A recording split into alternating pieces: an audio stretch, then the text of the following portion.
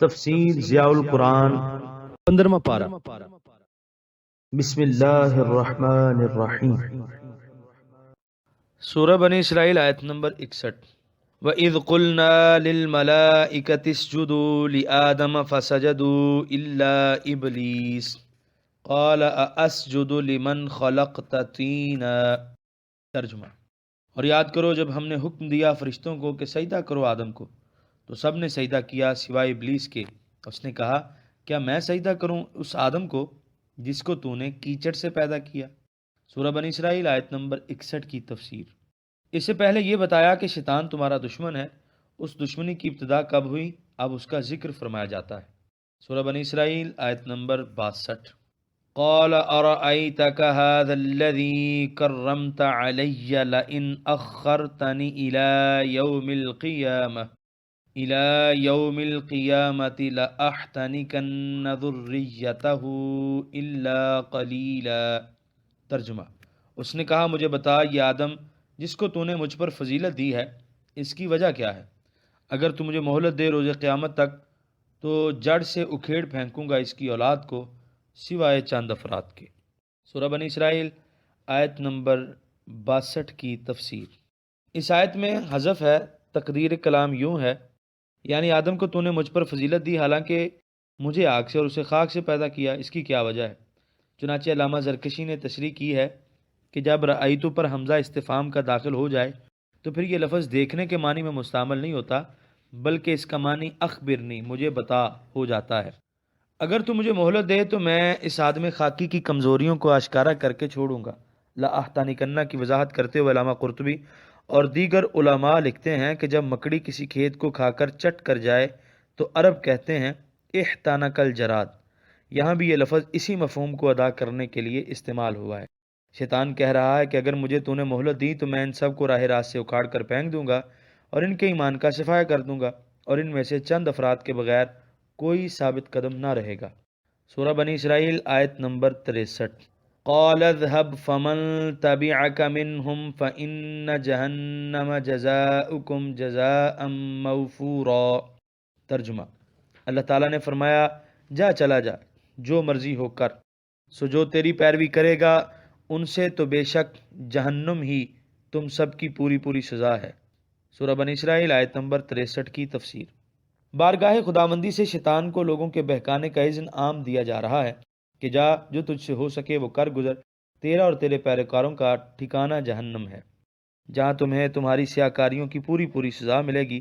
جزاء موفورا مصدر ہونے کی وجہ سے منصوب ہے۔ سورہ بنی اسرائیل آیت نمبر 64۔ وَاسْتَفْزِزْ مَنِ اسْتَطَعْتَ مِنْهُمْ بِصَوْتِكَ وَأَجْلِبْ عَلَيْهِمْ بِخَيْلِكَ وَرَجِلِكَ وَشَارِكْهُمْ فِي الْأَمْوَالِ وَالْأَوْلَادِ وَعِدْهُمْ وَمَا يَعِدُهُمُ الشَّيْطَانُ إِلَّا غُرُورًا۔ ترجمہ۔ اور گمراہ کرنے کی کوشش کر جن کو تو گمراہ کر سکتا ہے، ان میں سے اپنی آواز کی فسوں کاری سے، اور دھاوا بول دے ان پر اپنے گھڑ سواروں اور پیادہ دوستوں کے ساتھ، اور شریک ہو جا ان کے مالوں میں اور اولاد میں، اور ان سے جھوٹے وعدے کرتا رہ، اور وعدہ نہیں کرتا ان سے شیطان مگر مکر و فریب کا۔ سورہ بنی اسرائیل آیت نمبر 64 کے پہلے حصے کی تفسیر۔ اس آیت میں شیطان کو تمام ان وسائل کے اختیار کرنے کی اجازت دی جا رہی ہے جو کسی کو راہ حق سے برگشتہ کرنے کے لیے استعمال کیے جا سکتے ہیں۔ پہلا حربہ صوت یعنی آواز ہے، یعنی اپنی آواز سے اپنے لیکچروں اور مباحثوں سے ان کی دولت ایمان کو غارت کرنے کے لیے جو کچھ تو کر سکتا ہے کر گزر۔ دوسرا حربہ اپنے ہر قسم کے حواریوں کو یکجا کر کے اہل حق پر یورش کر دے۔ تیسرا ان کے مالوں یا ان کی اولاد میں شریک ہو جا، یعنی محنت شاکہ سے مال وہ کمائیں اور خرچ تیری مرضی کے مطابق کریں۔ اولاد پیدا ہو ان کے ہاں، لیکن ان کی تربیت اس طرح کی جائے کہ جب وہ جوان ہوں تو گناہوں اور بدکاروں کے فروغ کا باعث ہوں، اور دیکھنے والے کو ایسا محسوس ہو کہ یہ مال ان کے نہیں، تاکہ وہ اپنی مرضی سے انہیں وہاں خرچ کریں جہاں خرچ کرنے سے انہیں فلاح دارین نصیب ہو سکے، بلکہ ان مالوں میں تو ان کا حصہ دار ہے اور تیری اجازت کے بغیر وہ ایک کوڑی بھی کہیں خرچ نہیں کر سکتے۔ اسی طرح اولاد جس کو انہوں نے پالا وہ ان کی اولاد نہیں، تاکہ والدین کے حقوق کی بجاوری ان پر لازم ہو، بلکہ تیرے ہر ناروا حکم کی تعمیل ان پر فرض ہے، اور مال و اولاد میں شیطان کی شرکت کا یہ مفہوم بھی بتایا گیا ہے کہ شیطان کی وسوسہ اندازی سے حلال و حرام کی تمیز بھی اٹھ جاتی ہے اور وہ ہر طرح سے مال کمانے میں منہمک ہو جاتے ہیں۔ اس لیے حرام ذرائع سے جو مال وہ کمائیں گے اور ناجائز طریقے سے جو اولاد پیدا ہوگی اس میں تو ان کا برابر کا حصہ دار ہوگا۔ چوتھا حربہ جو شیطان کے پاس لوگوں کو گمراہ کرنے کا سب سے زیادہ خطرناک حربہ ہے وہ جھوٹے وعدوں کا ہے۔ وہ حقیقت کو آشکارا ہونے نہیں دیتا، ایسے گمراہ کن اور نظر فریب اور دلکش لالچوں میں انسان کو مبتلا کر دیتا ہے کہ انسان عمر بھر ان کے پیچھے لگا رہتا ہے اور ساری زندگی گمراہی کی اسی دلدل میں پھنسا رہتا ہے۔ سورہ بنی اسرائیل آیت نمبر 64 کے بقیہ حصے کی تفسیر۔ اور وعدہ نہیں کرتا ان سے شیطان مگر مکر و فریب کا۔ یہاں تنبیہ فرما دی کہ شیطان کے وعدے ہرگز قابل اعتماد نہیں، وہ محض دھوکے دینے کے لیے اور تمہیں ہدایت کی راہ سے بھٹکانے کے لیے ایسی چکنی چپڑی باتیں کرتا ہے۔ اس قسم کے کھوکھلے وعدوں کے فریب میں آ جانا کسی عقل مند کو زیبا نہیں۔ الغرور، باطل کو اس طرح آراستہ و پراستہ کر کے پیش کرنا کہ وہ سچ مچ معلوم ہونے لگے، اسے غرور کہتے ہیں۔ سورہ بنی اسرائیل آیت نمبر 65۔ ان عبادی لیس لک علیہم سلطان وکفی بربک وکیلا۔ ترجمہ: جو میرے بندے ہیں ان پر تیرا غلبہ نہیں ہو سکتا، اور اے محبوب کافی ہے تیرا رب اپنے بندوں کی کارسازی کے لیے۔ سورہ بنی اسرائیل آیت نمبر 65 کی تفسیر۔ اے شیطان، میرے بندوں پر تیرا کوئی افسوں کارگر نہیں ہو سکے گا، وہ تیرے دامے فریب میں ہرگز نہیں پھنسیں گے۔ تو جتنے جتن کر سکتا ہے کر دیکھ، ان عبادی میں جو لطف ہے اس کی حقیقت کا ادراک وہی خوش نصیب کر سکتا ہے جو ان عبادی کے زمرے میں داخل ہے۔ سورہ بنی اسرائیل آیت نمبر 66۔ ربکم الذی یزجی لکم الفلک فی البحر لتبتغوا من فضلہ انہ کان بکم رحیما۔ ترجمہ: تمہارا رب وہ ہے جو چلاتا ہے تمہارے لیے کشتیوں کو سمندر میں تاکہ تم تلاش کرو بحری سفر کے ذریعے اس کا فضل، بے شک وہ تمہارے ساتھ ہمیشہ رحم فرمانے والا ہے۔ سورہ بنی اسرائیل آیت نمبر 66 کی تفسیر۔ اللہ تعالیٰ کی شان رحمت اور ربوبیت کا ایک اور کرشمہ بیان کیا جا رہا ہے کہ بے کراں سمندر کے گہرے پانیوں اور اس میں اٹھنے والی طوفانی موجوں کو تمہاری کشتیوں اور جہازوں کے لیے مسخر فرما دیا ہے۔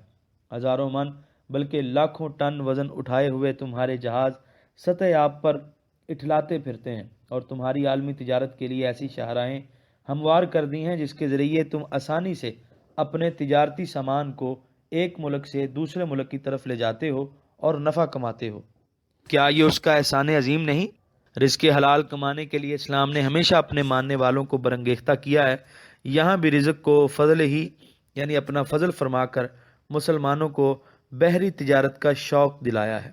موافق اور آہستہ خرام ہوا سے کشتی چلانے کو ازجا کہتے ہیں۔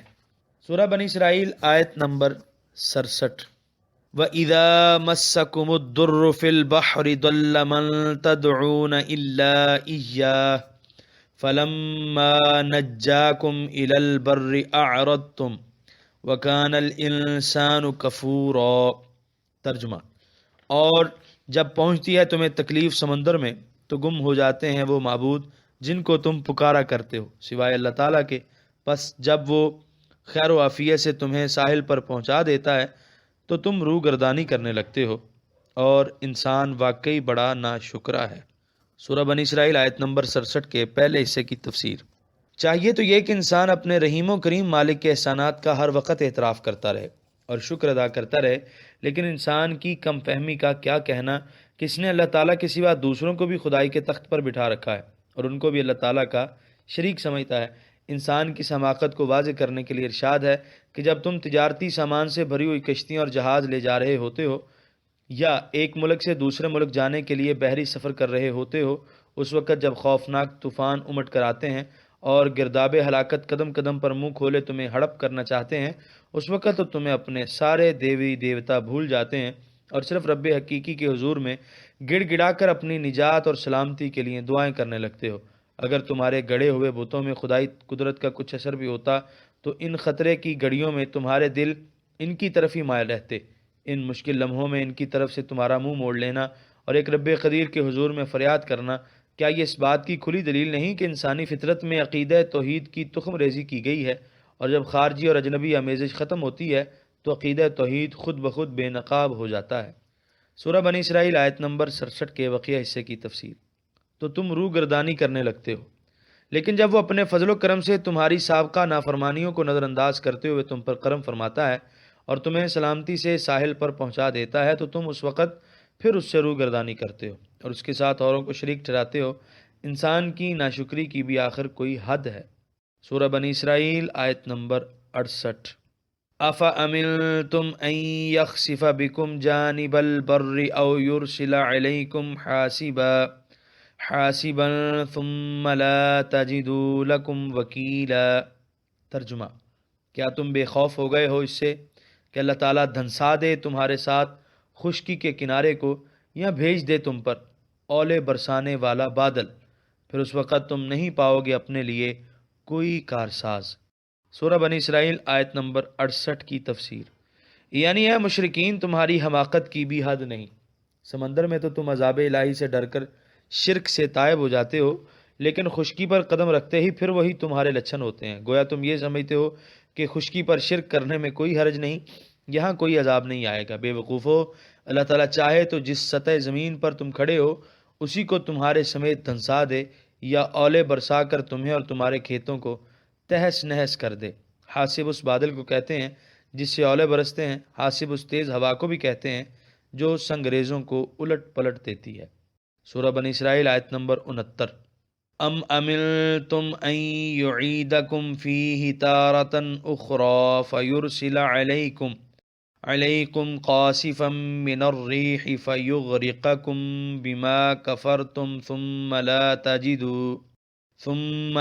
تجدوا لکم علینا بہ تبیعا۔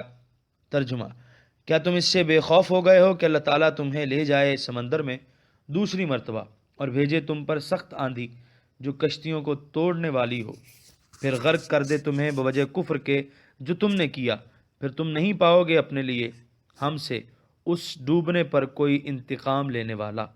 سورہ بنی اسرائیل آیت نمبر 69 کی تفسیر۔ ہو سکتا ہے کہ پھر تمہیں بحری سفر پیش آئے اور جب تم ساحل سے دور سمندر کے گہرے پانیوں میں پہنچ جاؤ تو اللہ تعالیٰ گرجتی ہوئی اور چنگھاڑتی ہوئی تند ہوا تم پر بھیج دے جو کشتیوں کو ریزہ ریزہ کر دے۔ اس وقت تم 1000 مرتبہ چلاؤ، فریاد کرو، شرک سے تائب ہونے کے وعدے کرو، لیکن تمہاری کوئی التجا سنی نہ جائے۔ پھر تم کیا کرو گے؟ اس لیے خدا کے غضب سے ہر وقت ڈرتے رہو اور اس کے ساتھ کسی کو شریک مت ٹھہراؤ، مبادا اللہ تعالیٰ کی آتش انتقام بھڑک اٹھے اور تمہیں راکھ کا ڈیر بنا کر رکھ دے۔ نعوذ باللہ من غضبہ بجاہ حبیب المکرم صلی اللہ علیہ وسلم۔ سورہ بنی اسرائیل آیت نمبر 70۔ وَلَقَدْ كَرَّمْنَا بَنِي آدَمَ وَحَمَلْنَاهُمْ فِي الْبَرِّ وَالْبَحْرِ وَرَزَقْنَاهُمْ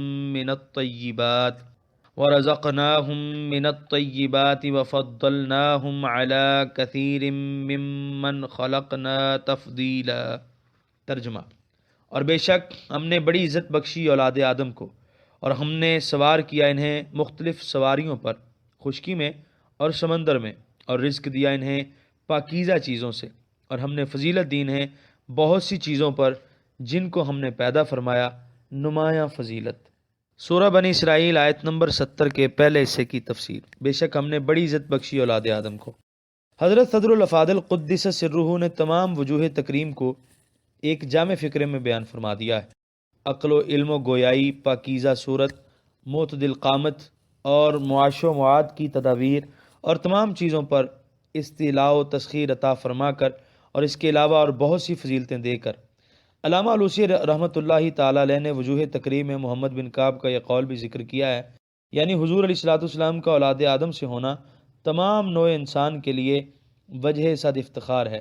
کسی نے کیا خوب لکھا ہے: اے شرف دودہ آدم بتو روشنی دیدہ عالم بتو، یعنی آدم کے سارے خاندان کا عز و شرف حضور کی برکت سے، سارے جہان کی آنکھ کا نور حضور ہی ہیں۔ عالم وجود میں کون ہے جو آپ کا خادم نہیں؟ اللہ تعالیٰ کے اس دسترخوان کرم پر آپ حقیقی مہمان ہیں، باقی سب تو فعلی ہیں۔ روز میثاق الست بربکم کے جواب میں حضور ہی نے بلا فرمایا تھا، اور حضور کے صدقے نیست کو ہست کی مہمانی کا شرف حاصل ہوا۔ اس آیت میں اللہ تعالیٰ کے ان انعامات کا بھی ذکر فرمایا جو اس نے انسان پر فرمائے ہیں۔ سورہ بنی اسرائیل آیت نمبر 70 کے بقیہ حصے کی تفسیر۔ اور ہم نے فضیلت دی انہیں بہت سی چیزوں پر جن کو ہم نے پیدا فرمایا نمایاں فضیلت۔ احناف اور جمہور اہل سنت کا یہ عقیدہ ہے کہ انسانوں میں جو رسول ہیں وہ سب مخلوقات سے افضل ہیں، ان کے بعد فرشتوں میں جو رسول ہیں ان کا درجہ ہے، پھر عام فرشتے عام انسانوں سے افضل ہیں۔ یہاں پر 15ویں پارے کا 7واں رکوع مکمل ہوا۔ آپ دیکھ رہے ہیں PATF Islamic info YouTube channel. مزید اسلامک ویڈیوز کے لیے ہمارا چینل سبسکرائب کریں۔